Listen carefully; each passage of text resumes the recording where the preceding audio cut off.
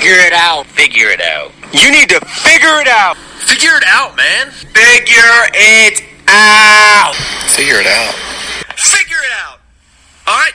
Figure it out. Just figure it out. The love of God, figure it out. Hello and welcome to the FIO podcast. I am your host, Mason Kleist, as always. I come to you calm, cool, collected after a devastating Vikings playoff loss. Another year, another playoff run where we beat the Saints magically and then go on to convincingly lose to a superior opponent the following week. It's getting tougher and tougher every year. I'm not going to lie. I'm a man and I did cry. I will say that. I am not ashamed to say that. And I will still bleed purple till I die, and I'm sure I will discuss this later into the show as well, that a Super Bowl window is very short. And we're at the back half of ours right now. And I'm going to break this down later in the podcast for sure. But yeah, just a tough loss overall. I'm not gonna sugarcoat it. We had just one good drive out of that, the 41-yard touchdown to Stephon Diggs, and then after that, it just seemed that the 49ers were just rolling, and we couldn't stop them at all. But not a lot of people understand what it's like to be a fan of an NFL team, especially the Vikings. Fan is short for fanatic, so I do take football very seriously. It does affect me. After the game, it bums me out a little bit. I'm in a bit of a rut for a couple days. And luckily, a lot of my close friends understand that, so they don't give me too much shit. But yeah, when you put your heart and soul into something, 17 weeks out of the year, you look forward to it all off season. You finally get to the playoffs. You play great in the regular season, get to the playoffs, have a huge win, and you're thinking, why not us? We got this big talented team. Why not? And just to end the way like that it's just so tough, especially when the team isn't going to be the same next year. Now I'm joined by someone who understands what it's like to get disappointed by their team year after year after year, and it's Nick DiFranco. How we doing, Nick? I'm fine. Not bad today. Not bad. No, not too bad. Not too bad. I'm still recovering from the playoff loss. I'm not going to lie. Oh, you'll live. You'll be back in the playoffs next year. Don't worry. Hopefully. You'll have a winning season. You'll be all right. But I was saying this earlier before you got on. Super Bowl window is very short for a team, so I feel like our window is closing at an alarming rate. So that's why it gets tougher and tougher every year. You know what I mean? Yeah, but the thing about, if you've got a good quarterback and a good coach, which the Vikings do, your window can stay open for 10, 15 years. So you guys are fine. I wouldn't worry too much about it. I don't know, and then you see Mike Zimmer get outcoached year after year in the playoffs. So, and I know he's not calling the offensive plays, but and the defense did show up in the 49ers game, forced two turnovers. So I thought that they did enough to win the game. So obviously it was offensively. But I just know, Diggs is going to want some money. I think Thielen's going to stay. He's a Minnesota guy. I don't think he's going anywhere. Dalvin Cook's going to want his money. He's a top 5 back. Rudolph will probably stay, even though he's flirted with leaving. Some of our older guys, I know we can, like Everson Griffin, he's probably going to want to leave because he wants to win a championship. He's in his 11th year, and I don't blame him if he wants to leave. So it's just tough. And as you know, our offensive coordinator left and defensive coordinator is going to leave. And we fired our cornerbacks coach. So it's just different every year. So, and people get older, especially our defense. Like, our defense is our bread and butter. And a lot of those guys have been with the team for 6 or 7 years, and they're getting older now. Yeah, but at the end of the day, you got to realize, to win in the NFL, you need a great defense. You need a good quarterback. You need usually a wide receiver that's elite and then an elite running back. That's basically the recipe now. And the Vikings, if they can keep either Stephon Diggs or Adam Thielen, and if they can keep Dalvin Cook happy, then, they're still going to have a good window. It's not an issue of talent on that team because, I mean, you guys are really talented too. Like, yeah. You can afford to lose a Diggs. You can afford to lose a Thielen. In turn, you might bring in better role player guys. You know, guys that don't want the ball as much. Guys that are going to be, you know, easier to work with. So if you kept Thielen or you kept Diggs, you know, one of those guys is going to be able to, you know, be more of a spotlight guy. Or it might hurt them in turn because you never know if they're playing off each other. At the end of the day, I think they're both really good wide receivers, and I think they do fine on their own.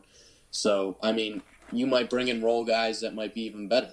So, yeah, it's all about looking at it from a perspective. And as long as you can keep Dalvin Cook, one of your good wide receivers, you still have a good quarterback. He's not elite, but he's good enough to win you games, get you to the playoffs, and that's all you really need now in the NFL. You don't need a top 10 quarterback to win a Super Bowl. Every quarterback in the NFL is going to be good here in the next probably 10 years. There's probably going to be, out of 32 teams, there's probably going to be like 25 to, 30 good quarterbacks in the NFL probably. I mean, the quarterback position's so good now. It's the NFL is, you need a good line, you need a good defense, and you need one good wide receiver, and you need a beast and a running back. I mean, look at the Titans right I know. I was just about to say, I mean, they're the prototypical thing where you don't really need a good quarterback. I mean, Tannehill's the only one in the playoffs that hasn't thrown over 100 yards yet, which is incredible in the game. But still, like, these other guys, I'm going to disagree with you a little bit. I think you need a playmaker at quarterback. You need a guy that if your team gets shut, if, like, the running game isn't there, that they can just flip a switch and say, all right, Patrick Mahomes, all right, Aaron Rodgers, let me just be who I am and throw the ball and be able to win. Like, even Lamar Jackson, as great as he's been, he threw the ball 60 times, and that's just not how the Ravens work. Like, it showed just right there that if you shut down Lamar Jackson's running or Mark Ingram's running, that they're a pretty easy team to beat. So, yeah, I mean, that was the recipe of, like, when you saw the Chiefs and the Browns beat them, that was the recipe. Make Lamar Jackson throw the football, but, I mean, that's a hard thing to do. Not many teams are going to be able to stop them running. But, I mean, if you look at the Titans are getting, you know, solid play out of their quarterback. Derrick Henry's just beasting right now. He's so good. It's basically, can you get on a hot streak? Whoever gets on that hot streak, can you ride that guy? And that's why you can get by with a Kirk Cousins and get to the Super Bowl. I agree at the end of the day, if it's not there, it's not working. Yeah, you're probably not going to win that playoff game, but, I mean, still, at the end of the day, you're in the playoffs, you went to the second round. There's not really too much wrong with your team right now that you really have to worry about. You just ran into a beast of a team. That defense is incredible. But it's that's what's pissing me off. Like, so many Vikings fans are too complacent with losing. I have Patriot fans that come up to me and they'll be like, "Oh man, like, what a good run. Like, you guys were so good this year. You should be proud of your team." And I'm like, fuck that. I said, you want to know why? Because you guys have 6 Super Bowls. You lost in the first round of the playoffs. I'd be okay with that. I'd be like, whatever. We made it to the playoffs with a 42-year-old quarterback. We have 6 Super Bowls. Suck it. Like, or even if we had like 2 Super Bowls, you know what I mean? Like, we have zero Super Bowls. So we, like, if it's not a Super Bowl winning season, it's a disappointment, in my opinion, for the Vikings. Because we have nothing else to lean on. All we are is playoff chokers. That's all we are. So until we can fix that, we can't be satisfied with losing in the second round, first round, like Super Bowl. Like, I don't care if we make it to the Super Bowl and we lose, I will be pissed still. You know what I mean? Yeah, I mean, it's just, you gotta, it's tough because in the NFL, every team can win every week. It doesn't matter if you're the 1-15 Bengals or you're the 16-0 Patriots. It doesn't matter. It really doesn't matter. And right now you're seeing a perfect example with the Titans. No way would I have ever bet $1 million in life to say the Titans are in the AFC Championship. No way. But, I mean, they're hot right now. And it's about playing your best football at the end of the year. And if you can do that and you can get on a run, get a little magic streak going, you've seen it before. The Ravens in 2000, who was their quarterback? Trent Dilfer, yeah. Exactly. It's like one of those type of teams. You need a great defense. Or even Peyton Manning. A serviceable quarterback and a great running game. And that's what the Titans have. That's a good recipe right there. If they shut down Derrick Henry, then yeah, it's going to be hard to win, obviously. But at the moment, no one's had an answer for Derrick Henry. Yeah, they have the recipe. They have the recipe to win every game. If they get a lead, they'll just run the ball every time, and then you can't. It's playing keep away basically, and that's what the Vikings like to do because we have such a good running game. But then as soon as it gets shut down, it's like, what the hell do we do now? And that's the problem. That's what I think that the Vikings need to fix next year. We need to have something to lean on if Dalvin Cook gets shut out. We need to be able to have a better passing attack, have a better offensive play call, like something that's going to mix something up to where it's like, oh shit, now we have to defend the pass better, and then Dalvin Cook can be open. You know what I mean? Yeah. Not be so one-dimensional. That's what we were all year. Yeah. I mean, if you look at the 49ers, in my honest opinion, I really don't think Jimmy Garoppolo is a top 10 quarterback. Hell no. I don't think he's an average quarterback. He's an average quarterback. What does Shanahan do? He's definitely got some clutch in him, though. I'll give him that. He gets every strength he has. Mm-hmm. He uses play action heavily. He uses all these things. You've got to have such a good offensive-minded coach to win in the NFL today, and you have to have such a great defense. If you don't have both, it's going to be tough to win. I mean, and good for the Browns. They just hired this guy, Yeah, let's get right into that. So what do you think of the Kevin Stefanski hire? Did you even know that he was a candidate? I mean, last year apparently he was a candidate. Yeah, I knew he was a candidate all along because last year obviously he was in the running. He almost got the job.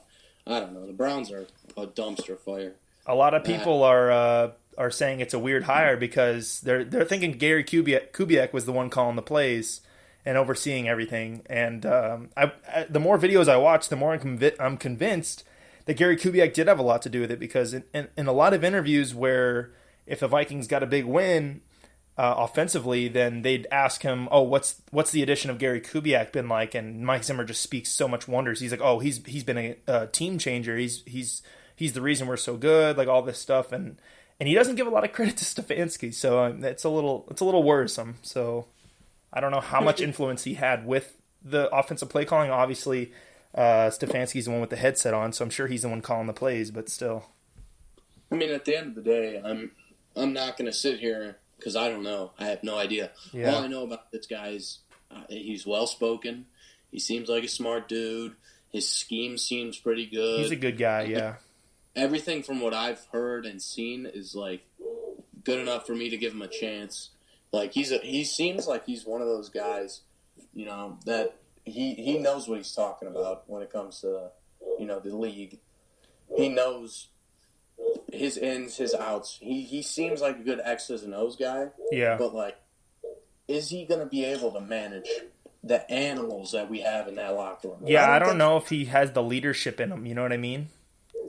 If he can bring in, they've been talking about bringing in Wade Phillips, that helps a lot. That helps a lot. Yeah, he's been one of the better ones. So he's leaving. Yeah. Where is he? He's in Denver right now, or is he in? No, where's Wade Phillips right now? Is he in Denver? Wade Phillips, he got fired from the Rams. Oh, the Rams. That's who it was. Yeah, he was the Rams defensive coordinator. He had while there, he had a great defense. I think he had the top. Yeah, they showed his stats. He's been since he's entered the league, he's had or in the last 10 years, he's had 8 or 9 top 10 defenses finishes with throughout the season. The Vikings are interested in him too, so that'd be nice if we can get him as well. Yeah. So that'll be a nice little fight between us. I mean, you guys really don't need him though.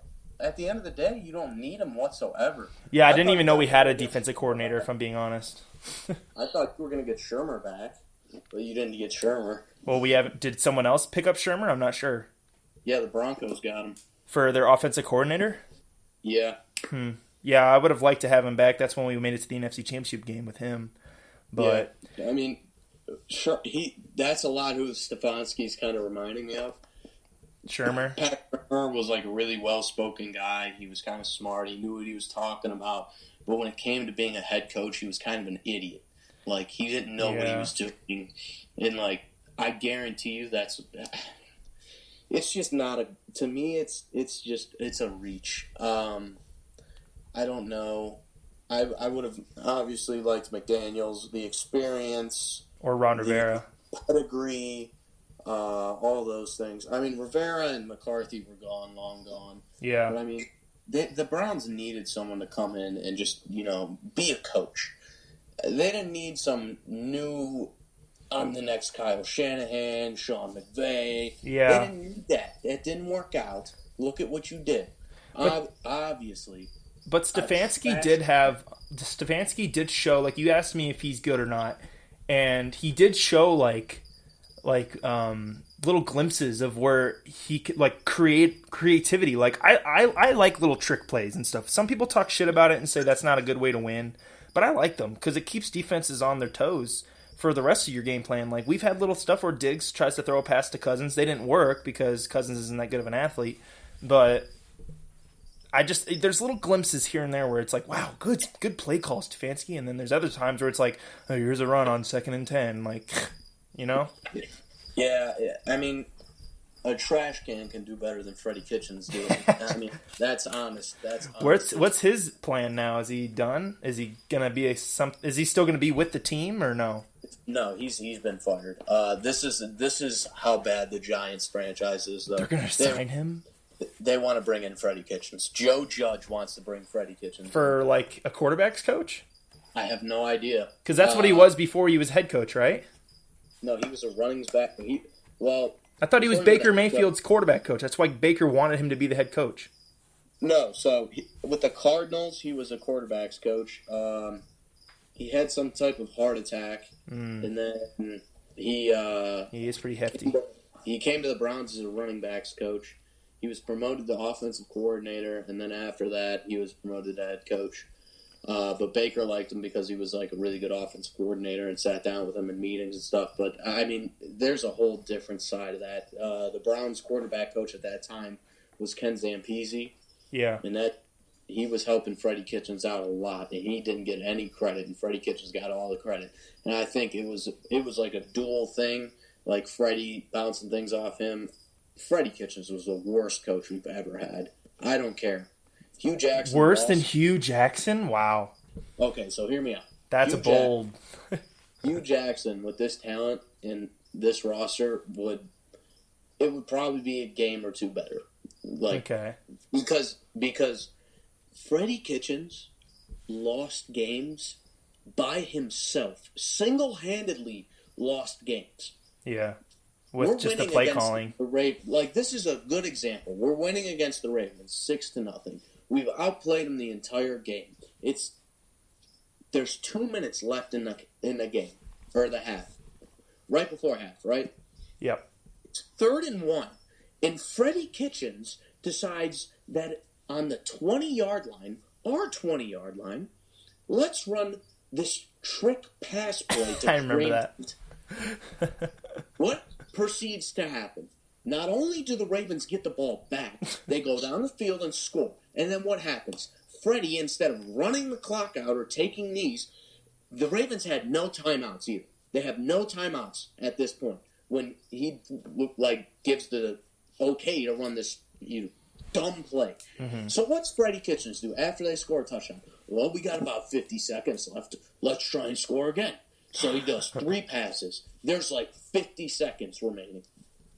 Lamar gets it, goes down, scores a touchdown. The game was over. It was, oh my God, it was awful. How many people booed at the stadium, with the Browns? Every time they gave up a touchdown, was it just boo fest in there?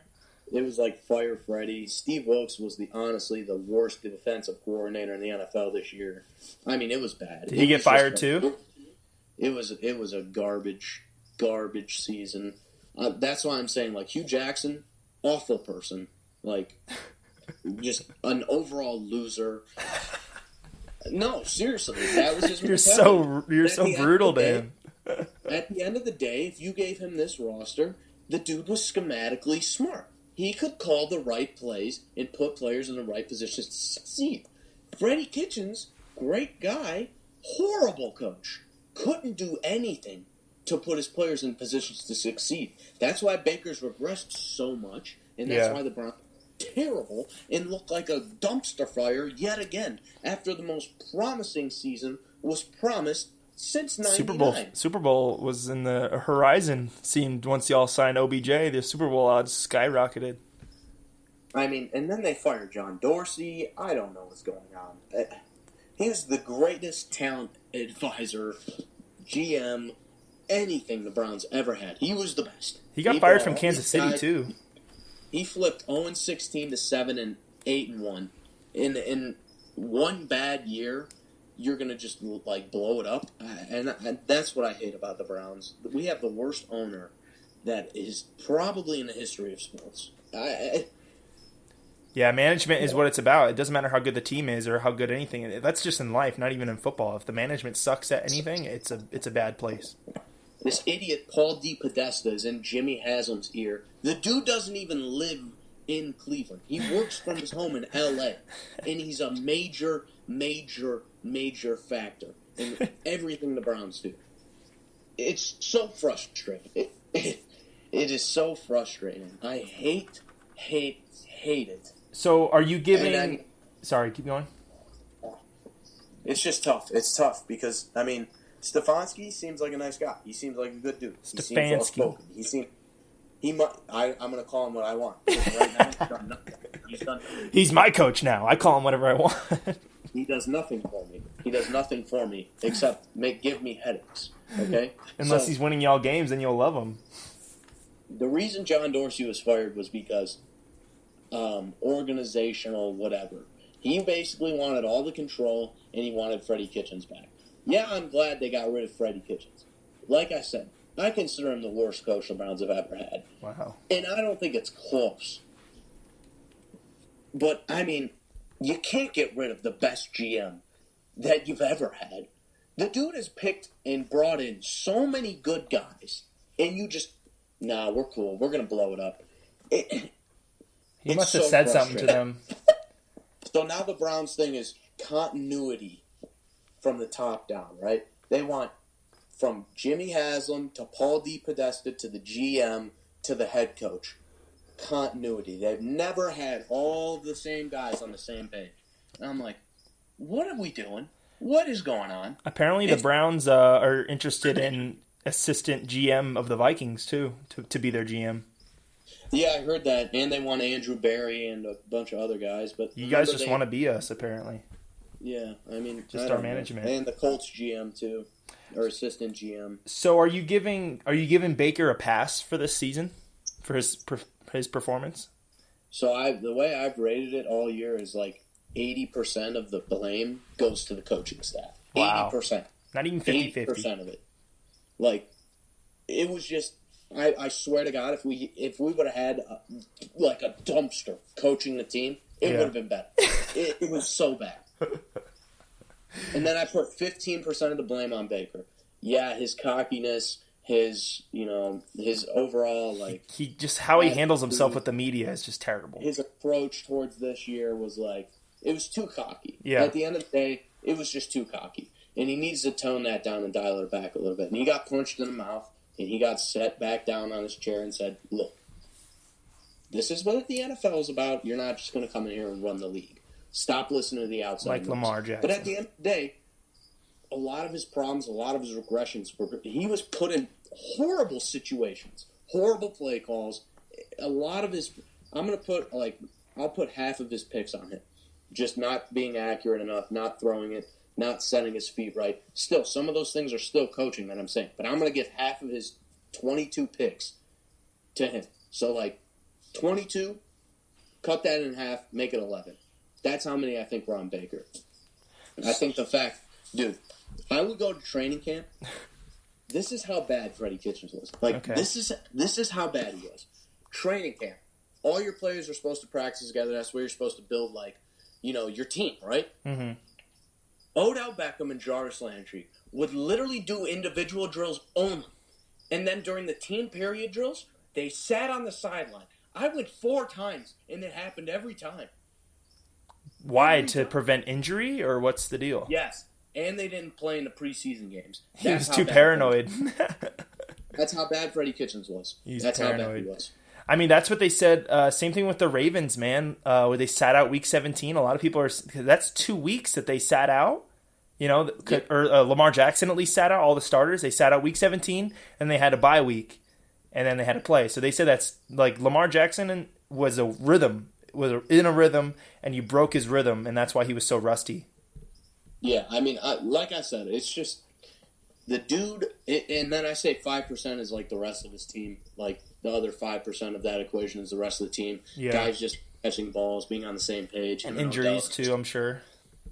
Him and Odell weren't on the same page all year. Jarvis finally picked it up at about the halfway point. I mean, the best player we by far and have is Nick Chubb. I mean, that kid. Oh, yeah, of course. I mean, he's amazing. I'd put him in my top 5 right now. Other than Nick Chubb, like, it's egocentric. I'm, gonna be here for me.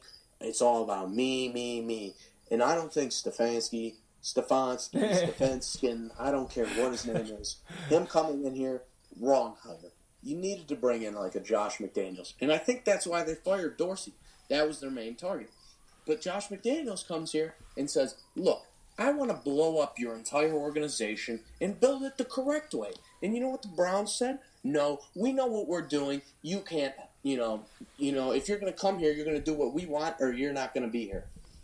Yeah, it seems to be the move for Belichick, for teams to hire Belichick former coaches, with Vrabel with the Titans and Bill O'Brien with the Texans. They're looking pretty good. Vrabel was actually only a player. I don't think he ever Oh, he never coached. Yeah, whatever. Same thing. But, I mean, yeah, Bill O'Brien's doing fine. Brian Flores looked really good on a horrible team. Matt Patricia also did not – he's not doing that bad. Although they only won like 2 or 3 games. Like, they were in a lot of games. Yeah, Matt Patricia's not bad either. And I don't Stafford think got hurt. Coaching freeze that bad. I personally, my dark horse candidate that I thought was going to be really good and I kind of really wanted was Eric Bieniemy. Who? Eric Bieniemy. Who's the offensive coordinator for the Chiefs. He's been calling for Andy Reid for the past 2 seasons. Jeez. I thought Andy Reid called the plays. No, he handed the plays over about 2 years ago to Eric Bieniemy. He's been calling the plays. Browns interviewed him, thought it was a really, really underrated thing, thought he was going to be because they said McDaniels was out of it, and I was like, oh my God. So it's definitely Stefanski, and it's got to be someone else. It's either Salah, the defensive coordinator for the 49ers, which I was cool with because I'm like, I don't want another coach coming in here calling plays after Freddie Kitchens and Hugh Jackson. I don't want. Yeah. But that's exactly what they got. So I was like, okay, I'd be cool with Salah, or I'd be cool if it was Eric Bieniemy. That dude would look at all the Chiefs, former Andy Reid coaches, Doug Peterson, Matt Nagy. I mean, there's another one too. They're so good. Yeah, the younger guys. Matt LaFleur for the Packers. Matt LaFleur is the other one. That's it. Yeah, it was Matt LaFleur. I mean, as much as I hate to admit it, he's definitely turned the Packers around. The last couple of years, they've been struggling offensively. Exactly. I mean, look at that now. It's incredible. The Browns are so stupid still. So is it put up or shut up for the Browns next year, or for Baker in general next year? If he sucks next year and they lose a bunch of games, same season, is it time to move on from Baker? Is it what's the cutoff point here? So I know you don't do this much in Minnesota because you guys are actually run like a normal organization. But every 3 or 4 years, we usually get a new GM. All right? No, I'm not kidding. Yeah, so I know. This is what happens. So when we get a new GM, right? Mm-hmm. All the old players that Dorsey brought in. So think about guys just low-key guys that he's brought in. Mac Wilson's. He brought in Jannard Avery, but he traded him because of the coaching staff. Let's not get into that one. Okay. Just some low-key guys like that are really good, that I think are really good pieces that we can build around. We brought in this safety, and he filled in really good when Morgan Brunette got hurt. His name's Justin Burris. That kid will be gone. Every time a new GM comes in, he gets rid of all the other GM's guys, except for the top tier guys. Myles Garrett, Larry Ogunjobi, Joe Bentonio, Joe Schobert, and Rashard Higgins and Njoku. 6 guys. Mm-hmm. 6 guys are left from the 0-16 team. Think about that. It's not. And Yeah, then it's not a you lot. think about all those guys were Sashi Brown guys. And then out of the Sashi Brown guys, there was maybe one or two Mike Lombardi guys. It just happens over and over. So out of this crop, if they don't like Baker, the new guys that come in, like Stefanski said, oh, we can, we like Baker, blah, blah, blah. That doesn't mean anything. Next year, if Baker doesn't do well and Trevor Lawrence is looking at the top of the board once again, they're going to be like this. Bye, Baker, which is a mistake. Don't, even let me get into it. I think Trevor Lawrence is really good, really, really good. He's probably the best college quarterback ever, in my opinion, so far. But, it's just, if Baker's not their guy, they're not going to keep him.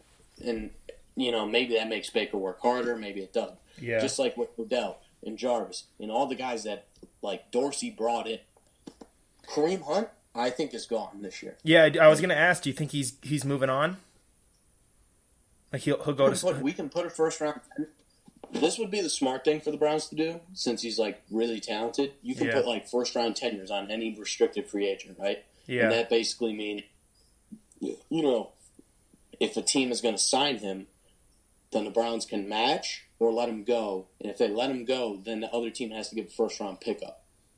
So if they put that first round tenure on him, which would be the smartest thing, then he sticks. If they don't, then he's gone. Because I would give up a second round pick to sign Kareem Hunt. Would you? I think he's worth a first round pick. He's still electrifying, and he showed that in the season. Exactly. He's still a very good running back. Even if you were to put that first round tenure, is he worth $40 million plus a first round? That's what I'm asking. I don't think the Browns can get a first rounder for him unless someone's super desperate for a running back. But I think definitely a second rounder, because they'll just say the whole allegation thing that happened. You know what I mean? Exactly. You put the first round tenure on him, he's safe. He's going to be on the Browns. No one's even going to offer him a contract because they don't want to give up a first round pick. And if they do, then they're stupid because they're signing a running back for $40 million and giving up a first round pick. Yeah. So that's the Cowboys. That's the risk they have to be willing to take. But if they even put a second or a third round tenure on him, he's gone. He's only restricted for I think $1 or $2 million. The dude said he wants to be here and stay here, but with Dorsey out of the equation, I don't know if that happens anymore. I think he's gone, which is really upsetting and sad because I really liked Kareem Hunt and Nick Chubb together, and I thought that could be super, super, super special. Just in terms of NFL running backs, think about having two top 10, potential running backs together. I don't think Chubb needs him, if I'm being honest, or the Browns need him. Because Chubb's a 3-down back. He's shown that. So and so is Kareem Hunt. He's a 3-down back. So it's almost like a waste of talent to have Kareem Hunt on the team. Yeah, but together in the backfield, it could be like a Kamara Ingram thing. When those two were top 10 running backs, it was just special. It was 2,000-yard rushers. That could easily happen. The elusive rating for Kareem Hunt was second in the NFL, and Nick Chubb was fifth. Yeah, I think Kareem Hunt. Insane. I think Kareem Hunt could be a 3-down back again, just like he was in Kansas City. If you were telling me right now, we want to keep him because if Nick Chubb gets hurt, then we're set, we're okay, then I'd say that's a good strategy. But if you're saying you want them so they can split carries, I'd say that's just seems a little dumb. But load management too. Think about load management. Yeah, that's a good idea too. If it's they load split the carries, think about it. You got a two-headed monster. Two-headed. At the end of the day, Derrick Henry didn't slow down, but he wasn't that good at the beginning of the year. He picked it up at the end of the year. Oh, yeah, definitely. Playoffs hit, he's a different man. Nick Chubb was, consistently good the entire year. But if you get to the playoffs and you're running him, you're running him 30, that's so many times. The dude's going to get tired. Touches. Just imagine fresh legs right behind you that are just as good, if not, a little bit worse, maybe, better at some things than others. Yeah. I believe they fill each other's out. I think Nick Chubb as a pure runner is way better than Kareem Hunt. Kareem Hunt as a pass catcher and in the open field, way better than Nick Chubb. Yeah, he's so faster. They balance each other out. So it works in the same way that it's they're both bell cows, but at the same time, they're different. And if you can keep both of them, unreal. Yeah, definitely. I definitely want to see. I don't want to see anyone leave the Browns. like this year on their offense. I want to give them one more year together just to see, if they mesh a little bit better in the offseason, fix some things that they fixed last year, because I was really looking forward to the Browns this season, honestly, watching them, because I thought they were fun the year before watching them with Baker throwing all those touchdowns and stuff. But then it's easy to root against them, when Baker acts the way he does, and everyone likes to root against people that have a lot going for them. You know what I mean? Yeah, it's either love or you hate them. There's no in between. I mean, yeah. It Well, is what it is. That's enough about the Browns. I'm sure we'll get into them later into the show. Let's transition to college football. LSU beats Clemson last night. What was it, 45-25 or something? 42-25? I turned it off at 41. just absolutely demolishes Clemson. That was my first college game I watched all season. I didn't really care for college football too much, but god damn, can Joe Burrow throw a fucking football, huh? Man, Yeah. every pass really I was unbelievable. I think Really good. Clemson gave up 9 passing touchdowns all season. I think he had 5. He had 5 in that game. Could have had 6. The dude I dropped it think in he the had end zone. 6. He could have had 6, but he dropped it. And 6 total touchdowns, I Yeah, think. crazy, just absolutely crazy. So obviously he's going number 1 overall. He's going to the Bengals, the Cincinnati Bengals, and I kind of feel bad for him for going, but at the same time I don't. Have you looked at the Bengals roster lately? I have it written down here. They got Andy Dalton still at quarterback, who's serviceable at best, I guess. I think he's a good veteran to sit behind for a little bit, just to kind of know what it's like to be a professional for Joe Burrow. And then I don't think Joe Burrow has a problem being professional. I think if you draft Joe Burrow, you start him. He starts right away. You start him day one. Not even a doubt in my mind. He's a 5th-year senior quarterback. Those are the best type of guys that translate directly into the NFL. Yeah. You could argue Baker. You can argue guys like Phillip Rivers. They came into the NFL right away. They were good. They progressed more. They were in college longer. It's just like Sam Darnold came to the league. He's not good, and he's going to take time because he didn't develop. Joe Burrow, 5th-year guy, ready to go. Sit down is the wrong move. Same with Trevor Lawrence. There, let him throw for however many touchdowns he wants to, and murder the Browns all year. God bless it. So this is their offensive roster so far. Let's say Joe Burrow is the starting quarterback. So you got Joe Burrow, running back Joe Mixon and Giovanni Bernard. It's a good 2-headed monster right there. AJ Green fresh because he sat out all last season, so he's ready to go. He's an aging wide receiver, but I still think he's got top 10 potential in him. He's a free agent, unrestricted. He's not going back. You don't think he's coming back? If Joe Burrow is my quarterback, I'm coming back for one more year if I'm AJ Green. You kidding me? Not a shot in the world. You think he'd rather go to a more established team? Listen, if he could go to a team like, you're going to hate this, but if he could go to a team that's super, super wide receiver needy and can contend right away in their division and get to the playoffs. Who's that? The Eagles are a great landing spot for AJ Green. Yeah. They need a wide receiver really bad. He could go in, beat AJ Green again, and he could help them go to another good spot for him, I think, is the Cowboys. Him and Amari would be dirty. That would be insane. I mean, him on the Eagles, who would that be? That would be him. Deshaun Jackson, and Arcega-Whiteside. Alshon Jeffrey, too. Yeah, Alshon, Arcega-Whiteside, him, and those are all old people too. AJ, that would be 3. Their starting 3 receivers would be 30-year-old receivers. AJ Green, Alshon Jeffrey, and Deshaun Jackson, all in their 30s. Yeah, but I mean, AJ Green has been what? He hasn't really played too much, so I mean. Yeah, he's been really hurt the last 3 years. So, okay, I'll entertain that. AJ Green's off the team. You got Tyler Boyd, who's young, up and coming, could be a legit wide receiver 1, has shown potential. So we'll put Tyler Boyd at wide receiver 1. He's solid. He's a solid. He's very solid. I think he'll get elevated with Joe Burrow as well. Wide receiver 2, John Ross, one of the fastest players in the NFL. He's battled injuries. He's inconsistent, though. But you watch him play, he's inconsistent. But with Joe Burrow, with Joe Burrow, I think that it could turn it around. John Ross could be one of those kind of Tyreek Hill kind of guys, those just speedy receivers that can get the ball and do magic with. And then another guy in his sophomore season now is going to be Auden Tate. He showed potential. He wasn't bad. With Tyler Boyd going down, he was fantasy relevant, so he's good. And then Tyler Eifert's coming back, the tight end. He showed top 5 tight end potential when he was healthy. So I think offensively, yeah, you forget about him. Offensively, the Bengals have a good roster. Their defense is atrocious, and I think that's the reason Joe Burrow won't win a lot of games. And with the Bengals, at least not right away. If they fix the defense, yeah, I think Joe Burrow is gonna be an amazing quarterback for the Bengals. I'm gonna go out on a limb and say they're gonna sweep the Browns next year. I'm just gonna say it just to piss you off. That's fine. You can say that. Hey, at the end of the day, they have the worst offensive line in the entire.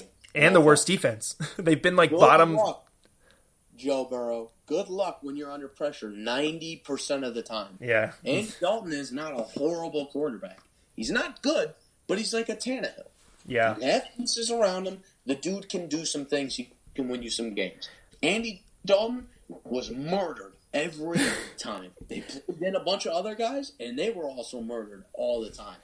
I saw Andy Dalton, or I see this Andy Dalton Joe Burrow thing, and I see it as an Eli Manning Daniel Jones thing. Eli Manning starts a few games, sucks ass. Let's throw the rookie out there and see what he can do. And then he became Danny Dimes, was hot for a few games, then went back to the Danny Quarters or Danny Nichols, whatever you want to say. So. I mean, I think Burrow can be really good, but I think his first 2 or 3 years he's really going to struggle on the Bengals. I think he's a lot like Carson Palmer, in my opinion. Mm-hmm. He's gonna be one of those guys that's an extreme talent. He comes to the Bengals, and the Bengals have nothing around him. 1 or 2 key guys. Mixon's their best guy right now. Mixon's legit. Mixon's legit. I like him, and that's why I think his game will be elevated. Yeah, they have that lineman they drafted last year that tore his ACL the first day of training camp. So they'll have that guy on the line. But I mean, at the end of the day, you got to build that line, and you got to get a good defense. Joe Burrow could throw for 30 touchdowns and break Baker's record, but if he throws for 30 touchdowns and 30 picks or something crazy like that, or some absurd if he's like Jameis Winston, 30 for 30, dropping back and chucking the football massive amounts of times, then it doesn't do anything for your team. You're still not going to be good. I mean, they're better than last year with Joe Burrow, but they're still not. They're still a 5-win team with Joe Burrow. Maybe he can be like Kyler Murray, and like the Cardinals were trash, but like he was still doing good. Yeah, I think it could be like that. But I mean, the thing with Kyler Murray is he can move really, really so well. Can Joe Burrow. Have you seen him run? Joe Burrow's fast laterally, but like, his elusivity is good. Joe Burrow's elusivity is really like, it's good. I like that but word. It's not elite like Kyler Murray. And with the Bengals' deep offensive line, forget it. Just forget it. Well, that's why I say don't start him yet. Because what if the dude tears his ACL or breaks his freaking neck? Then you're done. Then you've drafted him first overall for nothing. Throw Andy Dalton out there for a shield for a few games. See if the offensive line improved, and then be like, all right, we can throw Joe Burrow out there. He looks like he'll get protected. You don't draft the quarterback number 1 overall just to sit him like the first few games. That's what the Browns did. The last few number 1 overall draft picks that were quarterbacks that started. Cam Newton, really good. Sucks now. Andrew Luck, really good. Retired. Baker was really good. I'm talking about their rookie years. Okay. Yeah, rookie years. Peyton Manning was another one. He was really good his rookie year, even though his team was horrible. Eli Manning sucked his rookie year. Eli Manning wasn't that great. He was about the only one. But all of those guys started. That's what I'm trying to say. You don't sit a first overall draft pick. Learn from Hugh Jackson and the Browns. Well, I got the Bengals schedule here for 2020. Not dates, obviously, but I got their home and away schedule. I think it's pretty tough, but I think there's some winnable games in there. Obviously, they're going to play the Ravens, Browns, Steelers twice, which are all three going to be – I think they're going to be tough matchups for them. That's a tough division when everyone's healthy. They could split the Browns and they could split the Steelers. Yeah, they'll probably get swept by the Ravens. The Ravens are going to be good for a long time. But they got Jacksonville at home. That's a winnable game. Tennessee Winnable, I'm sorry? That's winnable, yeah. Yep, Tennessee at home. That'll be a tough game. Dallas at home, tough game. Giants at home, very winnable. And then away, they play Miami, winnable. Houston, in my opinion, that's winnable because Houston's one-dimensional. All they have is Deshaun Watson and the receiver, DeAndre Hopkins. The Colts, very winnable. Eagles, winnable. Washington, winnable. Chargers, winnable. So, you never know. If they turn it around. But I can easily see them losing just as many games next year, too, just because of the team. I think it's a 5-win team. They're a 5-6-win team. I mean, they're not good. They're not horrible. Yeah. They definitely show improvement. They're like the Cardinals, like you said.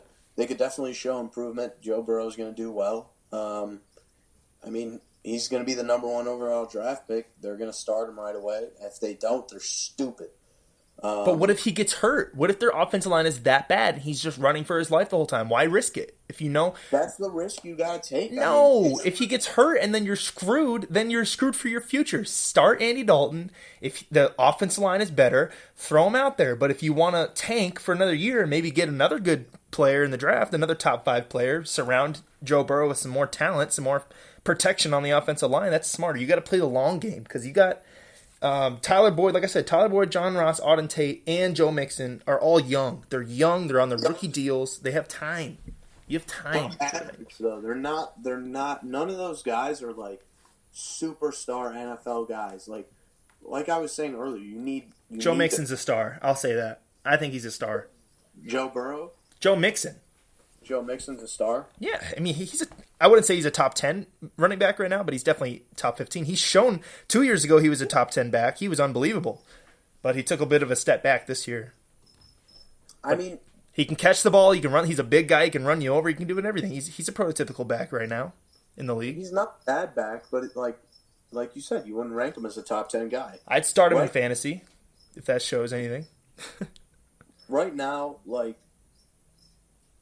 the Bengals need linemen out. And defense. They need linemen, they need receivers, and then they need everything on defense. Everything. What if they just don't draft Joe Burrow and just draft like a defensive player? I would be if they drafted Chase Young over Joe Burrow. Who's got the second pick? The Dolphins? No, the Dolphins weren't bad. I don't know. The Dolphins won 2 or 3 games. It was definitely between them and the Dolphins. I thought the Dolphins won 5 games. No. The Dolphins won 2 games. 2 or 3 games. Because they beat the Bengals, I know that. Or the Bengals beat them, I forget. It was the shit bowl. It's been a while. They won against the Bengals. Bengals only won 1 game, and I think it was against the Dolphins. They beat, let's see... Dolphins have the number 2 pick. They beat the Jets. They beat Who beat the Jets? Eagles, the Dolphins? And they beat the Bengals. Yeah, 3 wins. 3 wins. I thought it was 4 or 5. I mean, the Lions only had 3 wins as well, I think. 3 or 4 wins. So they could be right up there, too. Can't forget about Tua, though. Tua's in the draft. I think Tua goes to a really, I think Tua goes... to the Dolphins. Round. I forgot who I made a bet with. Oh, I made a bet with my friend that he was gonna go in the first round. My friend didn't think he was gonna go in the first round. Oh yeah, he's not gonna drop out of the first round. He might drop out of the top 5 picks. I wouldn't be that surprised, but I think the Dolphins should pick him up. Fuck it. The Dolphins, I think the Dolphins should tank and wait for Trevor Lawrence. They should. That'd be wild. That'd be wild. Or the Browns can tank and take him. No. I think Tua goes to a really good, respected team that has the Patriots, an older quarterback in front of them. The Steelers. Even if he were to fall, no, the Steelers don't have a first round pick. Thank God. Oh yeah, that's right. So if he were to fall to 15, 16, somewhere in there, which I'm thinking he's going to fall somewhere around there. Let me see the draft projections.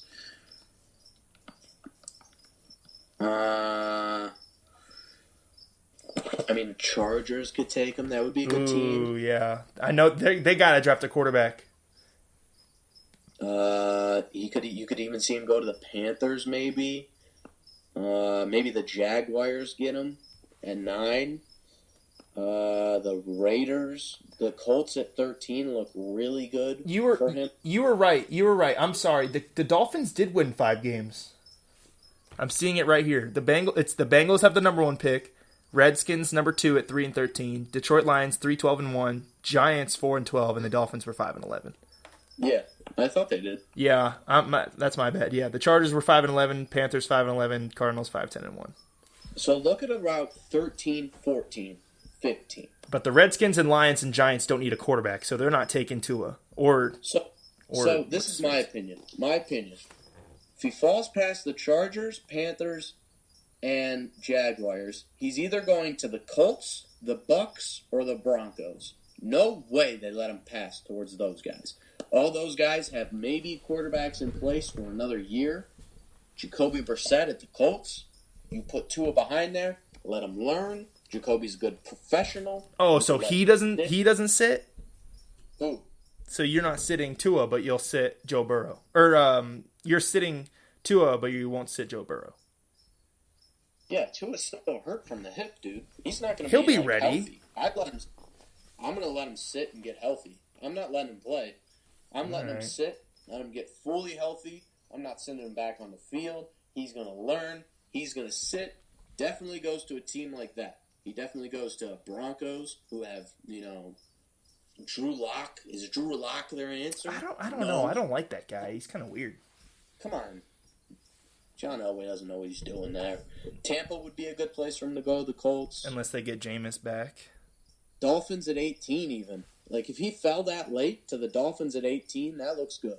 That's like the Giants when they had 2 first-round picks last year. Don't the Dolphins have 3 first-round picks this year? They do have 3, I think. They could do their complete rebuild in the first round. 3. They do have 3. Yeah, because they traded Minka Fitzpatrick to the Steelers. I mean, the Patriots, even at 23, if he were to fall that far, which I really don't think he's going to fall that far, the Patriots at 23 look good. Who are the Browns taking at 10? I think he's somewhere. If he's out of the top 10, he's somewhere between the Colts, Bucks, or Broncos get him. Or someone trades up to get him. Maybe the Dolphins trade up to get him. They leapfrog one of those teams. But if he gets past the Jags and the Panthers and Chargers, that's where he's going. But, I mean, I could see him go to the Chargers. The Chargers need a quarterback. Oh, my God, they need a quarterback. Yeah, Phillip Rivers isn't getting it done anymore as much as I hate to say it. But who the Browns taking at 10, if you had to say right now? Who do you guys need the most? Or what do you need? I guess you don't have to go player, but you can go position. Tackle. Offensive tackle. Yeah, it's probably a good choice. Absolutely. You could probably get the best lineman in the draft at 10. The Browns can definitely draft best lineman, and they can definitely go out and sign Trent Williams too. So those two moves right there, that'll fix the line, and I'm cool with that. Do that, and then focus on bringing everybody back and improving your defensive line, your linebackers, and get a safety. That's what the Browns need to do. Do you think Joe Burrow had the greatest college season of all time? For a quarterback, yeah. Not of all time. For a quarterback, yeah. Greatest. Quarterback. I mean, you can argue quarterbacks. I mean, what are you going to say? A running back had a better year or a better season? Or a wide receiver? Quarterback's the most important position. So obviously you could argue and say that Joe Burrow had the greatest college season of all time. I'm not going to say he's the greatest college quarterback of all time because he only had this 1 year where he was a breakout star. But he had 60 touchdowns, Heisman, undefeated season, national championship. I don't think it gets any better than that, So, I mean, I'm sure there's somewhere down the line that we're just forgetting. I mean, remember Reggie Bush was 1,500 and 1,000. He had 1,500 rushing yards. He won the Heisman. They won the national championship. Then he had 1,000 receiving yards too. There's been other guys that. Yeah, Reggie Bush was unbelievable in college. Exactly. There's so many other guys in college football that you can just look at and go at their one season and go, whoa. Yeah. But he definitely, for quarterbacks, he had the best season I've ever seen. For sure. You know who's going to be a good pick in the 2021 draft next year? Is the wide receiver for LSU, Jamar Chase, number 1. God, that kid. There's a lot of good wide receivers coming out this year, too. I know. They got the Alabama kid, Jared Judy. What about Thaddeus Moss? He's legit tight end. Do you think he's coming out this year? I don't even know how old he is. He's not bad. I don't know. That's Randy Moss's son right there. I think he might be a true sophomore. I'm not or sure. a redshirt sophomore. If he's a redshirt sophomore, he's going to get drafted because he's Randy Moss's son, regardless of how good he is. I hope he goes to the Vikings. Fuck it. We can use another tight end. Why not? I mean, I think this year for wide receivers is really good too. They got T. Higgins, that dude number 5. Oh yeah. I think CeeDee Lamb, the dude number 2 from Oklahoma.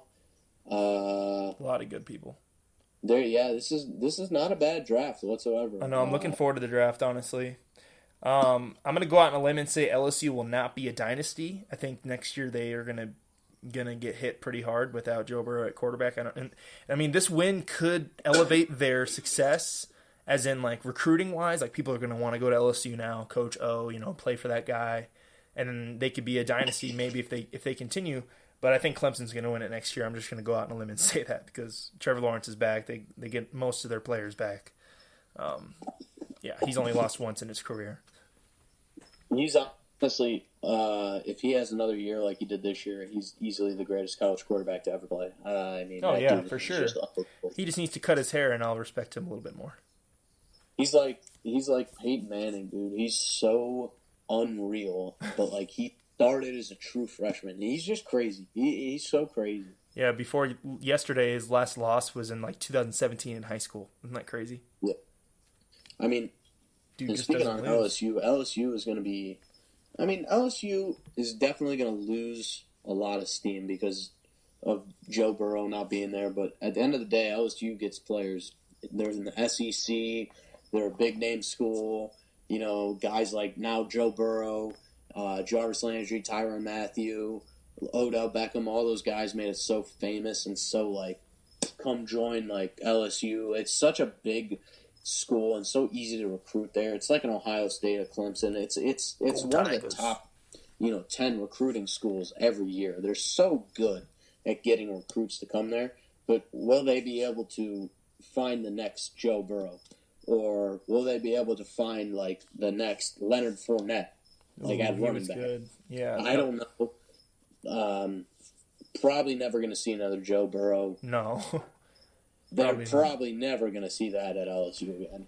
Just the teams that he beat, bro. The teams that he beat all year. He beat 7 top 10 teams at the time when they were, and it's going to end up being 5, I think, at the end of the year. They'll be ranked in the top 10 because Texas was number 9 at the time, but they obviously were trash this year, so they're not going to be ranked top 10.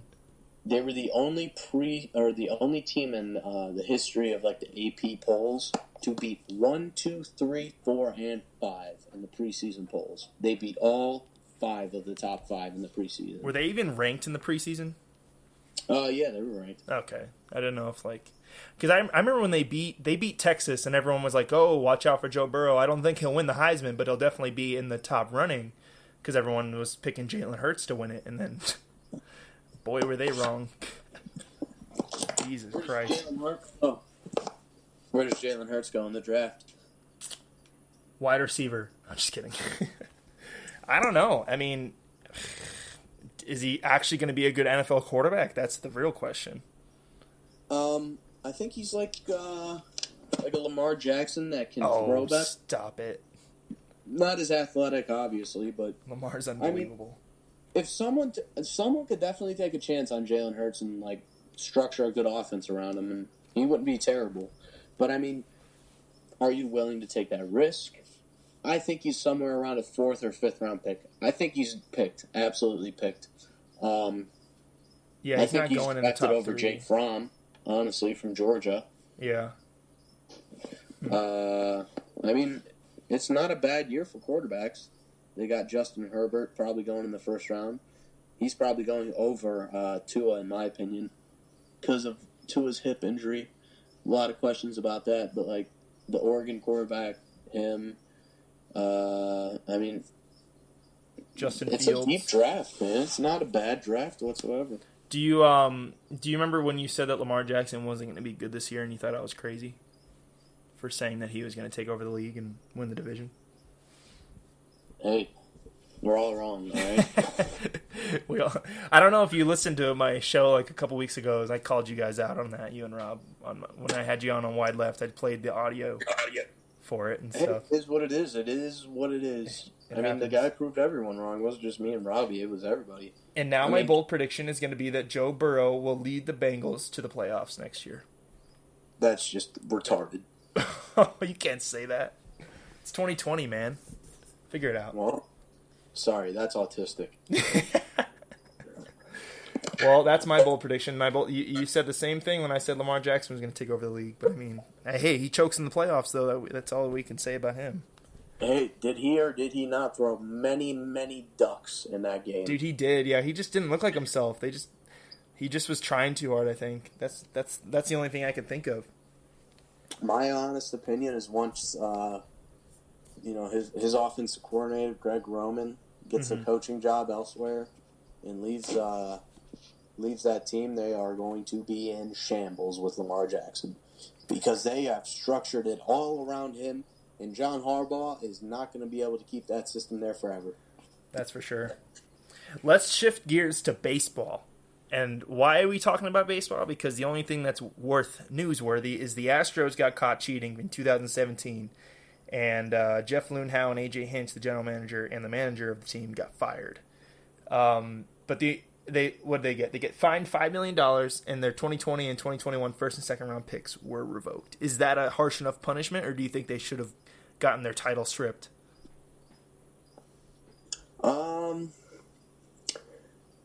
I don't know. The report came out as like they were using technology. They didn't even really get into specifics. They were using their home field cameras to read their signs, like the pitching signs and whatnot. No, I don't think it's that big of a deal. It's a huge deal. That's why Kershaw got shelled. Like they had the best. They had Yu Darvish, Clayton Kershaw, Andrew Lee or whatever that other lefty is, and they all got shelled. And it was unbelievable because they were the best staff all year, and everyone was wondering how they were getting shelled. And it's because they knew what was coming. So, yes, that's a huge advantage in baseball. Well, yeah, I guess I'm not the greatest to speak on that. I don't know if they should get their title revoked or what, but, at the end of the day, someone had to win. If I was an Indians guy and I saw that and... You'd be pissed. If this happened to the Indians, I would be like, who cares? We won a chip. But what if you were on the other end of it? What if you said, we lost a chip because of that? I'd be furious, but at the end of the day, there's not much we can do. I remember when something came out like this, the 2007 NBA Finals, we had the head ref was betting against the Cavs on the Spurs to sweep the Cavs. Damn. At the end of the day, you can't strip the Spurs of their title. They still won. Yeah, they cheated, but it wasn't really their fault.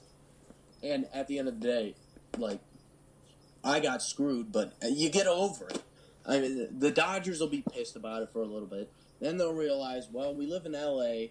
Let's go find the movie stars. Let's go have, Well, think about the players though on the Dodgers that maybe retired that year and didn't get to be a champion or move on, and that was their only chance to ever, if that's the only World Series they ever went to and they lost because the other team cheated, and if they got stripped of their title, then it automatically goes to the Dodgers, and then there's the Dodgers winning a championship. So guys like Clayton Kershaw that are getting older and older and older, and he won't have a lot of opportunities to be there. I feel bad for the guy because I think he deserves a chip, and that year they deserved to win it because obviously the Astros cheated. Yeah, but wasn't that in the that was in the NL, wasn't that in the NL pennant game? No, this is the World Series when the Dodgers. World Series. That was in the World Series. Yeah, Dodgers. Astros. I don't know. I've never seen that done in sports. Someone getting stripped of their title. I've seen it's happened in baseball before. I can't remember with who, but it's happened. And wasn't it the Yankees with Shoeless Joe Jackson betting on the games? Or Pete Rose? That was like a lifetime ban, I thought. Pete Rose got caught betting on his own team, and he wasn't able to go to the Hall of Fame, even though he's one of the best players to ever play the game. But we won't get into that much. But I just thought that was worth bringing up. I know this isn't we're not big baseball guys, even though I played my whole life. I'm still not really into the MLB scene, partly because my team sucks. But I'm into the Indians. I'm not into the entire league. Yeah, I'm guessing the same way. But let's shift gears to Antonio Brown. I'm sure you saw the video of him calling out the cops and calling out his girlfriend, baby mama with his kids standing there. Yeah, good for him. He looks like a real champion. Good for him. He's doing good in life. I'm glad to see him doing so well. Would you be mad if the Browns picked him up? No, you wouldn't. Would you? You wouldn't care. Yeah, I'd kind of be a little upset. I mean, there's no need to bring that kind of headache into our already dysfunctional franchise. I'd kind of be really pissed about it, honestly. Yeah, I think he needs to check himself into a mental facility. He can't be on a team. He can't. It's unbelievable what he's done in the past year, I guess, since he left the Steelers. Just been downhill from there. And I'm going to go out on a limb and say Michael Thomas is on that route. I think he's on the Antonio Brown route, and a lot of people aren't going to say that because now Michael Thomas, considered the best receiver in the league, plays like it. Obviously, broke the single season reception record and 1,600 receiving yards. And I thought he was a very respectable person until he goes on social media all salty after the Vikings beat him and we lost to the 49ers. I'm sure you saw all of his tweets. You know what I mean? Yeah, that's just kind of pettiness. Yeah, it's just sore loser, man. Like that's how you lose fans right there. I mean, at the end of the day, Michael Thomas, I don't think anyone is going to be as bad as Antonio Brown. I said he's on his way. Like social media wise, like bitching on social media can't shut up. You know what I mean? Saying he's the best and whatnot. Yeah. Let your play speak. You know what I mean? Stay humble. He's not wrong about being the best, though. Right now, he is the best. And wide receivers are divas. Of course. That's how they are. If you could say he's like a Terrell Owens, if Terrell Owens ever had social media. Oh, my God, he would have been bad. Playing, that's what I'm saying. Like, or Chad Ochocinco. I could see something along the lines of that. To put him at Antonio Brown level is just disrespectful. I said he's on his way. He's on his way. He's not on his way. You're just mad that the Vikings lost and he just acted like a sore loser. Just relax on the Michael Thomas. The dude's a good guy. You know who his uncle is, right? No. Keyshawn Johnson. Oh, Keyshawn Johnson. Yeah, I do know that actually. There you go. That's all you need to know about Michael Thomas. The dude is just like his uncle. Just crazy. He's just like his uncle. Antonio Brown level, Jesus. While we're on the topic of the Saints, who do you think's the future? Teddy Bridgewater or Taysom Hill? Who would you rather have? Because Taysom Hill had a better game than Drew Brees. That's tough. Dude, that's tough. Right? You can't go wrong with either. I think if I had to choose today, it'd be Taysom Hill. He's just an all-around athlete, man. I want to see him get a chance at quarterback. I really want to see him get a chance at quarterback. Yeah, let him just have the full reins, give him all the snaps, and see what happens. Because I don't even think he plays in the preseason. You know what I mean? I really he does play in the preseason. They always show his highlights. I'd really enjoy to see that. That is something I would absolutely... If the Browns weren't on, I would absolutely turn that on. And then I'm going to go back and watch his highlights if the Browns are on. But, I would be super interested because he's an unrestricted free agent this year. Yeah. You never know where he could end up. If I was him, I'd ask for some money. I'd be like, I'm obviously sought after as an athlete. You give me my money because I'm sure he's not making much now. It's let him sign on a big deal. Maybe someone else will give him a chance. And it's crazy because apparently the Saints offered Tim Tebow the same deal where they were years ago. They were like, we want you to be like an athlete, to do a little bit of everything. And Tim Tebow obviously didn't want to do that. He expressed that. And Taysom Hill said, fuck it, I'll do it. And look at him. Look at all the success he's having. So, good for him. I mean, I would definitely be interested to see what he would do as quarterback, but Drew Brees is coming back next year. He's pretty old, honestly. Do you know how old he is? He's got to be in his upper 20s. I think he's 27, 28. 29. He's 29? 30. I mean, that's pretty old. Yeah. I mean, Teddy Bridgewater's only 25. I would keep Teddy. I'd keep Teddy, even though I think Teddy wants to leave and be a quarterback while he's still young and can obviously do it. Maybe if you can't keep both, because Teddy's going to get his money. As Marshawn Lynch, he's going to take care of his chicken. I loved that. I loved that interview. Take care of y'all bread. Chicken. Take care of y'all chicken. But no, seriously, I think I'd invest in Taysom Hill then, because I mean Teddy Bridgewater is going to leave. You're going to have Drew Brees. You could always have a solid backup in Taysom Hill. I mean, it's not the end of the. They did fine with Teddy Bridgewater, right? I'm sure Sean Payton could find a way to structure his offense around Taysom Hill and make them good still. There's no way Sean Payton would not make Taysom Hill good. That's run the speed option with him. Something, dude. Like, even if you structure the offense a little like Lamar Jackson, obviously Taysom Hill can't make it like players miss that much. But I think Taysom Hill was so good. I think he was so good because he had fresh legs. He didn't play the whole time. So I mean, when he comes in there, he's just explosive, and people aren't expecting that from a backup quarterback. So yeah, I mean, he did run. He did run through the Vikings. Yeah, they should have kept going with him. I think it was more like a pride thing. They didn't want to take Drew Brees off the field too long. You know what I mean? They're like, oh, we can't give Taysom this many plays. We got to let Drew win this game. We can't let Taysom win this game. So yeah.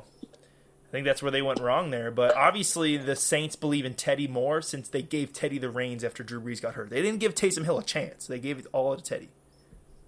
So that just shows you. I think they like him better as an athlete. I mean, you got a solid backup in Teddy Bridgewater. And, I mean, you got Taysom Hill, who's really unproven as a quarterback. But, I mean, I'd probably go with Teddy and keep Taysom Hill doing his thing. Taysom Hill's doing well doing his thing. But like I said, you can always make him the back, and if Drew Brees ever got hurt again, Taysom Hill could probably step right in there and do well. You trade Drew Brees for a first-round pick.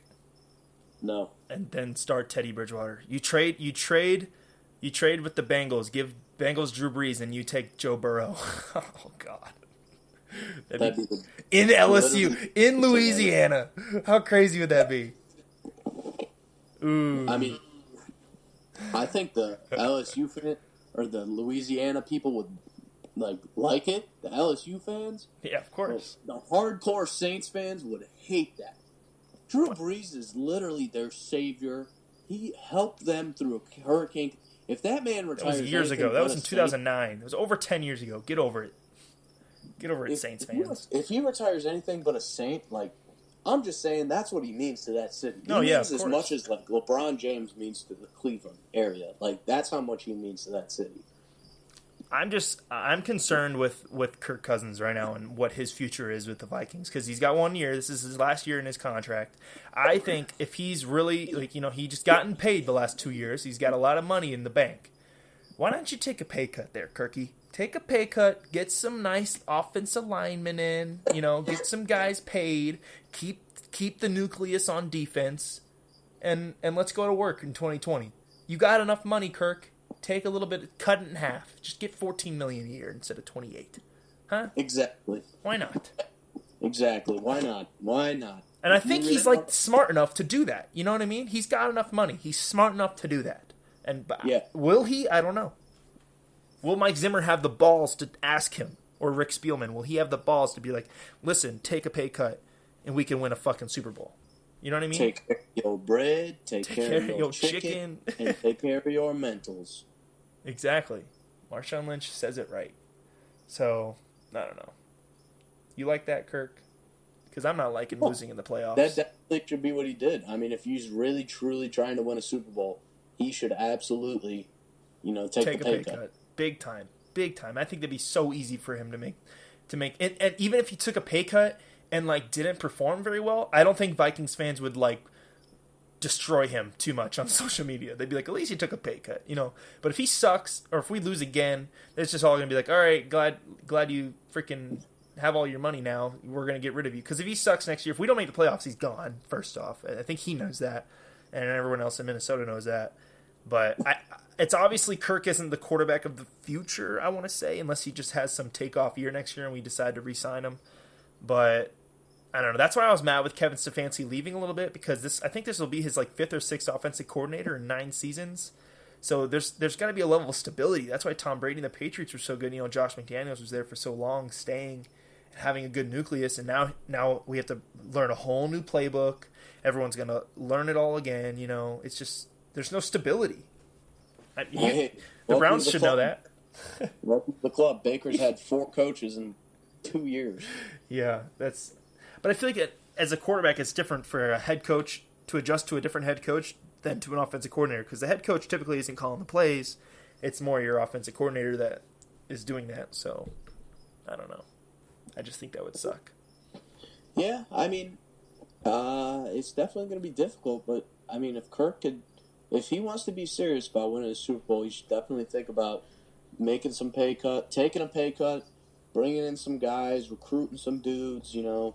That should be his mentality. That should be the Vikings' mentality, too. But at the end of the day, look at all the great ones that took pay cuts. Brady still wasn't the highest.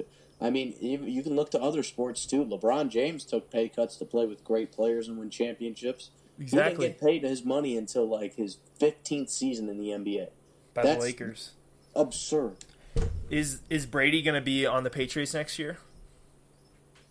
No, did you see the reports that came out today? Oh shit! Now what's going on? What's the breaking news, Nick? They said he was cleaning out his locker in Foxborough. Okay, so it's the off season. No, like cleaning it. I don't know. Pat McAfee had it first. How reliable of a source is Pat McAfee, though? I don't know. He's not very reliable, but I like to hear him talk. I really do. I mean, that would be wild to see Brady on any team than the Patriots, but listen, I was so pumped to get McDaniels because I thought we had a chance to get Brady too. I mean, Brady could go to the Chargers, hometown. That's making the most sense at this point. He could go. I mean, the Chargers. The only reason they were bad wasn't really Phillip Rivers' fault too much. It was more of the fact that they got hurt so quick, dude. Like Derwin James was hurt the second game of the year. They lost Kevin King. They lost so many good players defensively. Melvin Gordon was out too, but it's whatever. Their offense too. Like Mike Williams was hurt all year. Keenan Allen, I think, was hurt at one time. He actually surprisingly stayed healthy. Keenan Allen, I think he only missed like 1 game. Usually he's missing like 6 or 7 games a year. No, that's true. Yeah. So it's just their problem was they had like 20 guys on IR at one time, which is not good. Did you see Jarvis Landry and Odell Beckham, or I think it was just Odell Beckham, kind of going back a few topics, giving money out to the LSU players? Incredible. What was the point of that? You realize there's got to be fines, some kind of trouble. You can't just do that, can you? No, Twitter said it the best. Like, it's so funny. Twitter tore it apart. I mean, they did that meme like, hey, you know I can see you, right? And it was like the NCAA talking to Odell Beckham.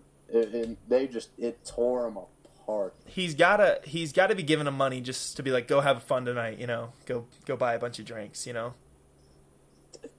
Duh. Did you see him in the locker room? He looked like he won the national championship. I mean, yeah, it's the only championship he's gonna win in his lifetime. Relax. Sorry, I had to do it. He could definitely go to another team. And win a Super Bowl with them. Exactly. You know how it works. All right, let's get into to finish this up, let's get into our NFC and AFC championship picks. We have to do it. Not a lot of games to go off here. Only 2 more games left. So, NFC championship first. Packers at 49ers. Who's your pick? I'll let you go first. Niners. And why? I mean, have you... they're hot. Don't ask if I've seen them. Yes, I've seen the 49ers. They're hot right now. Their defense is just firing on all cylinders. Yeah, they got so many people, but they got Quan Alexander back. He's a freaking fresh legs linebacker. He's looking good. D Ford, yep. Both of them made an impact against the Vikings. But the Forrest Buckner was balling. Yeah, he's good. Their defense is just, it's crazy. Nick Bosa's a dirty player. Don't at me. That's fine. I'm okay with that. Did you see what he did in the game? No, I didn't. I kind of turned it off once they started getting stomped. He had 0 sacks, 0 quarterback hurries through the first 3 quarters of the game. And then beginning of the fourth quarter, like ending of the third, Kirk Cousins throws that interception to Richard Sherman, and he blindside blocks Brian O'Neill, our tackle that was our left tackle that was guarding him. And then immediately we get a backup in there, and he gets, I think, 2 sacks and a fumble recovery. No, not a fumble recovery, just 2 sacks. So, and a bunch of quarterback hurries and hits. So obviously he was getting frustrated with getting absolutely shut down, and so he says, "Let me take this guy out," and gives him a concussion. So, and then he's laughing about it on the sideline. So I'm not going to go ahead and say he's a dirty player, but it was definitely a cheap shot, and he's definitely a douche. Both the boys are. Yeah, I mean, he's you can't good, do though. that. He's still good. Of course he's good. Antonio Brown's good, but he's still a psychopath. Let's get to your pick. All right? Who are you taking? I'm going with the 49ers as well. I think that they are the most complete team in the NFL. Like you said, defense firing on all cylinders. I think Jimmy G's got that clutch factor in him. I don't think he's going to be the reason they win win this game. But I don't think the Packers' defense is prepared for that offense because they have 2 legit receivers, the best tight end in football, and no, I'll take Kelsey over Kittle, but Kittle's still amazing. Great offensive line, obviously. 4, if you count Jerick McKinnon, they have 4 number 1 running backs in my opinion. 4, because they have Raheem Mostert, who's been hot, Tevin Coleman starter easily, Matthew Breida starter. Breida's probably the worst out of the 4. But Jerick McKinnon's been hurt for 2 years, but he's a legit starter as well, which is just crazy to think of. Raheem Mostert got cut from the 0-16 Browns. I think they said that. Yeah. Good cut there, I guess, right? Well, yeah, y'all have Nick Chubb now, so it's not like you're missing him. Yeah. Not a big loss, but yeah, I don't think Aaron Rodgers can get over this hump. The Packers got destroyed by the 49ers in the regular season. I don't think it'll be a blowout by any means because playoff Aaron Rodgers is just a different animal. This is his 4th NFC Championship game, I believe. So the experience definitely will help him, but I don't think Aaron Jones will be a factor because this defense will shut down any running game that there is. So yeah, I'm going with the 49ers to represent the NFC. I think it's a weekend of very close games. Last weekend I was like, I think it's all blowouts. This weekend is very close games. All right, let's get to your pick to the AFC Championship game. Titans at Chiefs. I'm doing it. I'm doing it. Oh, no. Let's go, Titans. Yes, I like it. I'm going with the Titans. But hear me out. This is why. All right. They're riding a hot streak right now. There's no way at all that the Chiefs' defense can stop Derrick Henry. There's absolutely no way they can. They've been playing better as of late.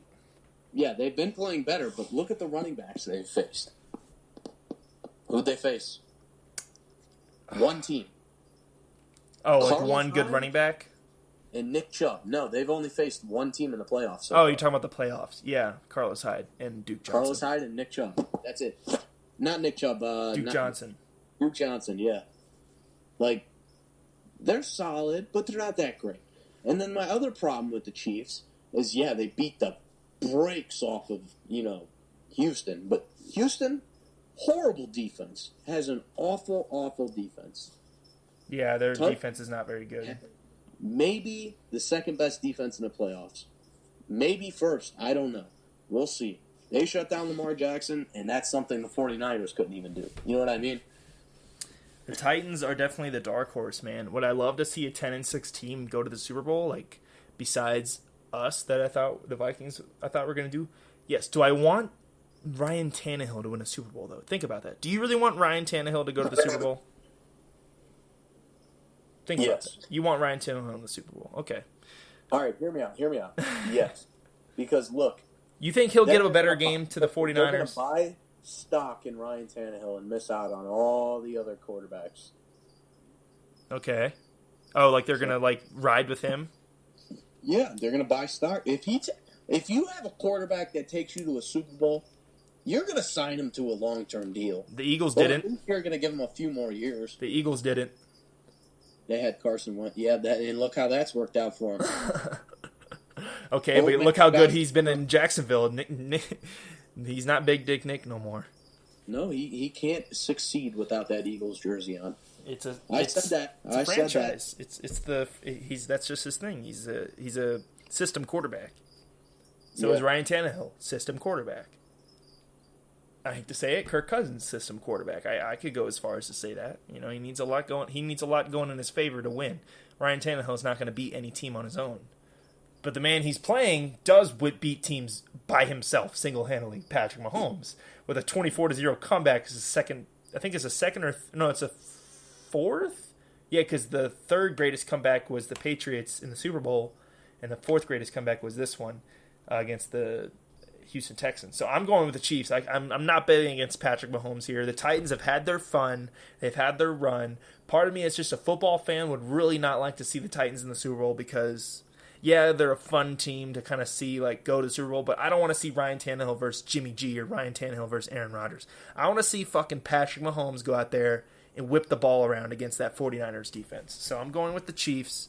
I think Patrick Mahomes is the most complete quarterback in the league, the best quarterback in the league, the most talented quarterback in the league. Anything you want to say. He's the best pure passer in the league as well, and he's reminding everybody of that now. Travis Kelce, best tight end in football, serviceable running backs, decent amount of defense. I don't think they're going to be able to stop Derrick Henry. If they go down 24-0 to the Titans, it's over. It's over. I think if they go down 14-0, it's over because Derrick Henry will just, I do think Derrick Henry will run the rock on this defense, but I don't think, I think they'll contain him enough and manage him enough to be able to win the game. I think Patrick Mahomes, they're going to win convincingly. It won't be close. Wow, it's not even close. I think Derrick Henry will get his in the first half, but then they're going to find themselves down in a hole, and then Ryan Tannehill is going to have to pass it, and that's just not going to be the case because Tannehill can't. When are people going to stop learning? When are people going to not bet against the Titans here? When are they going to learn? I picked them to beat not the Ravens but the Patriots. I had them beating the Patriots. I had people put $250 on the Ravens. Okay, they're the best team in football. Look, 14-2. I didn't like it. Didn't like it. You actually thought the Titans were going to beat them? No, I thought it was going to be a good game, though. I didn't think it was going to be a blowout in the favor of the Titans, but I thought it was going to be a good game. Look, you're saying they're going to get murdered, okay? I thought they were going to get murdered against the Patriots. I thought the Ravens were probably going to kill them, too. But I thought, then I'm going into the game, and I'm like, nah, it'll probably be a lot closer. And they could definitely win if they shut down Lamar Jackson. And what did they do? They didn't really shut him down. Wrong every week. I'm going with the Titans. No way they don't win. They are on a hot streak right now. Tannehill's a beast. A beast? He hasn't thrown for over 100 yards yet. Even though he's not a beast, he's a beast. Derrick Henry's the beast of the team. Listen, they're on that streak right now where it's just they've got the momentum and they're rolling. Okay, so tell me this. They beat the Chiefs at home. Are they beating the 49ers in Miami? And you're way too early. I'm not going to hold you to this, but this is your way too early prediction without a lot of analysis on it. Just going off your heart, off your head right now. The Titans beating the 49ers. Okay. I think it's that game right there is a matchup between the Titans offense and the 49ers defense. Whoever wins that wins the game.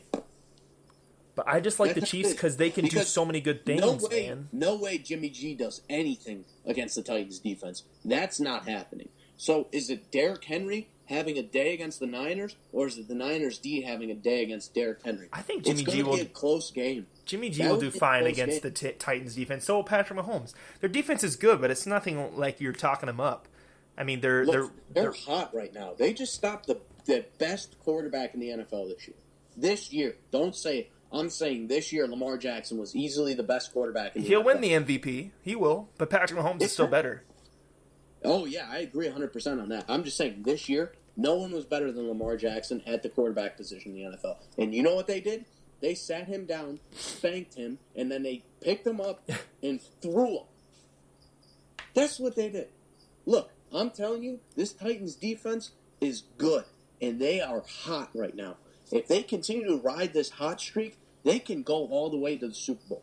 I don't know if they can win. That's another discussion for another day. They would be able to definitely compete with the 49ers, though, because Jimmy G and that offense really isn't that great, in my opinion. Yeah. Like, I think they're a good offense, but like I said before, and they got good play callers, man. Kyle Shanahan. I only see one really, really good player on that offense, and that's Greg Kittle, or George Kittle, whatever his name is. Their running backs are amazing. You can't say that. As a unit, Tevin Coleman, Raheem Mostert. Absolutely. As a unit, absolutely. Individually, though, they are not that great. Well, because it's constantly like, oh, Breida, you don't want to show up today? Okay, Raheem Mostert, you go in. Oh, you don't want to do good? Tevin Coleman, you go in. Like, and they're constantly having fresh legs. It's not like one guy taking the whole load. It'll be like one guy for 6 plays, another guy for 6 plays. You know what I mean? Yeah, but I don't think any of those guys can take over against a really good defense. That's my opinion on it. And I don't think Jimmy G can take over a game. I just don't think he can. I think he's an above-average game manager. Like, he can make some throws, and he can probably get you a game-winning drive down the stretch with the right players around him. Mm-hmm. But Jimmy G on a bad team wouldn't really, I wouldn't take Jimmy G to be, the driving force. If I need a game-winning drive, Jimmy G's down the list for me. Way down the list. I mean, everyone keeps bringing up their last, 5 or 6 games all came down to the last play. And before the postseason. And everyone likes to bring up the Saints game where it was both over 40 points, came down to the last play. I don't know if you remember it. Jimmy G threw a 40-yard pass to Emmanuel Sanders, gets him in scoring position, and then they run it in for the game-winning touchdown. But before that play, he had 2 awful throws that went over. One was almost picked. It was dropped by the defender, by a Saints defender, and then another one was just completely overthrown. I said, "This is it. Jimmy G doesn't have it in him." And then busted coverage. Emmanuel Sanders is wide open, so obviously anybody can hit that. And so I didn't give him a lot of people give him credit for that game, but I really don't give him that much credit for that game because that's just a busted coverage by the Saints. I mean, I think Jimmy G is good. He's not bad whatsoever. But what defenses have they played this year that have been elite? The Ravens. Mm-hmm. The Ravens. I mean, the Vikings in the postseason, even though, we turned the ball over 2 times. We did enough on defense to stop them, but our offense couldn't get anything going. They put up 27 on you guys? Yeah. But, part of it was good field position from turnover. Kirk Cousins had a bad interception to Richard Sherman. Turnovers are going to lose you games, but at the end of the day, how many points would you really say that you gave up? I'd say 20, 21, or 17 points, I guess. That's still not where they drove down the field a lot. And no offense here, I think the Titans' defense in the playoffs has been playing way better than the Vikings. Yeah, I'll give you that. As a unit, they've just been hot. I really don't think the 49ers are ready to face a defense that good.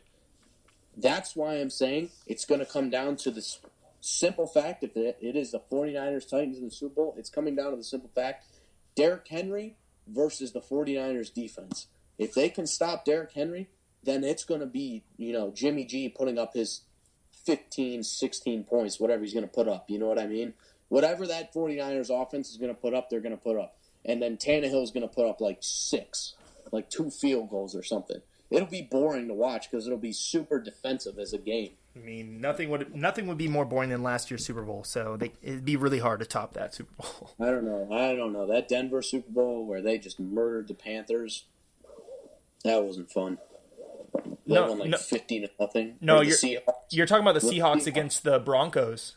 When the Seahawks killed the Broncos, that's what I meant. 48 to 7 or something. Yeah, it wasn't very close. At least they're scoring. At least there's something you can watch. Scoring. Fucking Patriots and the Rams didn't do shit. So there's nothing going on besides that last play when Brady threw it to Gronk. That was about it. But yeah. Are you saying you'd rather see the Titans play the Chiefs than the Ravens? I would have much rather seen Lamar Jackson versus Patrick Mahomes in the AFC Championship game. Just as a football fan. Come on, man. No, me too. But at the end of the day, the Titans are playing phenomenal. I think the Titans should go to the Super Bowl. I think they can, and I think they will. That's my opinion on it. I doubted them every step of the way, and apparently you're saying they're going to win the Super Bowl. No, I'm not saying they're going to win. I said it'd be a close game. Okay, but I said give me your pick: Titans, 49ers, Super Bowl right now. You want me to pick it? Like, I'm not going to hold you to it. I'm not going to be like, oh, that's your final decision. But if you had to just go off the top of your head, you're probably picking the Titans, aren't you? No, I'd probably pick the Niners in a close game, like I said, like 14-6 or something like that. I mean, that would make the Vikings look good if we lost to the defending champs. Or lost to the champs. Well, that's what I'm saying. Like, I don't think the 49ers are super, like, their defense is unreal right now. Complete, man. So unless the defense comes out and lays an egg against Aaron Rodgers, there's no way they don't win that game. I hope Aaron Rodgers gets fucking destroyed. What? I hope Aaron Rodgers gets destroyed this game. Aaron Rodgers is always good in the playoffs. You know that, playoff Aaron Rodgers. But he's different. The 49ers defense is unreal. If he starts picking them apart, forget everything I said about the Titans. If it's Green Bay Titans in the Super Bowl, Aaron Rodgers is winning that. For the sake of the state of Minnesota, if the Packers win a Super Bowl, it's like we will never hear the end of it again. Like, yeah, they won one, but their whole thing was it's been since 2011 is the last time they won one, almost 9 years ago. So the Vikings fans do not need to hear these ignorant Packers fans say that they won the Super Bowl this year. So I'm rooting for the 49ers by a long shot. Oh yeah, for this game, but duh. Well, all right, there's our picks. I'm liking it. So far. I can't wait to watch these games. But thanks for coming on the show again, Nick. Man, it's been great having you on. This has been an amazing show. A lot to go over. Of course, always, anytime. And I'm gonna lean on you for whenever I'm feeling down about the Vikings. You know what I mean? Because you know what it's like to be a part of a disappointing franchise. So I need to. You almost said loser. What'd I say? No, I didn't. No, I said okay, losing franchise, disappointing franchise, same thing. If you're not winning the Super Bowl, you're losing. That's all. That's in my opinion. I don't care if you make the playoffs every year. You're still losing. So as good as the Ravens season was, they lost. So this season will be forgotten. Besides Lamar's MVP season, it'll be known as the MVP season that didn't end in a Super Bowl. So that's all. Just like Patrick Mahomes last year. That's all I gotta say. But yeah, big trust, woo woo. It's been good having you on, man. I just got one thing to say. Let's hear it. Take care of y'all bread. Take care of y'all chicken. And take care of y'all mentals. Peace. I'll see you next year. Peace. All right, brother. It's been good having you on, man. I'll talk to you later. For sure. See ya. Peace. Always good having him on. Always good to be able to have someone that's like-minded in football, be able to talk here. We could talk all day. I wish we can get him on more often, but he's a busy, busy man. I want to leave y'all with one thing. A song I recently discovered after the 2018 season with the Vikings losing, I guess it was 2017 season when we lost to the Eagles in the NFC Championship game. So I won't play the whole song, but it's definitely worth the play. It's a Who parody, the Behind Blue Eyes parody, but for Vikings fans, give it a listen. No one knows what it's like to be a Vikes fan, to be a sad fan, with purple pride. We all know what it's like, eliminated, terminated, before the final prize. But my heart feels so empty as I watch the halftime show. We are supposed to be making history. Minneapolis Miracle, home Super Bowl. No other club in the world gets this close again, just to choke again, like we do. No one swallows tears like us Vikes fans. We had big plans, and I still do. And this team leaves me hoping as I watch the Super Bowl. My head is high, just wait till next year. My pride is purple, and I still score.